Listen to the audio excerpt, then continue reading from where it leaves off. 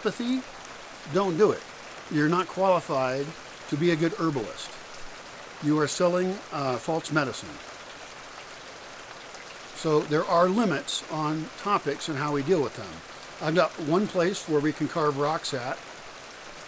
I've got another rock that we could lift them up and make a sculpture. I've got art projects laying around, and I'll make a better video on that. But that is one thing, is that I don't want participants to come here and dig generally. I want to have locals do that who are my friends, and I want to finance their participation.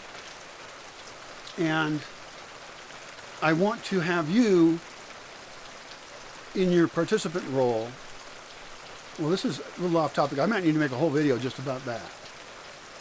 I think so. Anything else on cultural design?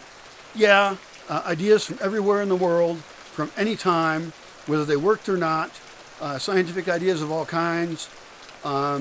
Ideas even of religions. I find religions to be bullshit. They're oppressive, and they were made for their time, and they served somebody at the time, but not necessarily everybody.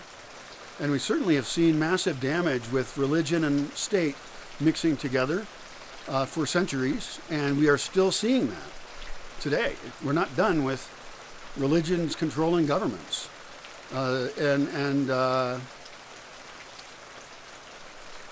That's dangerous, to have invisible masters and earthly ones doing the actual oppression.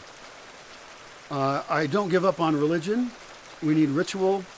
We need to decide how we deal with all these things, and religions offer a huge amount for people, particularly here, like the Catholic religion offers ritual. They offer weddings, christenings probably, I don't know what that is, but something.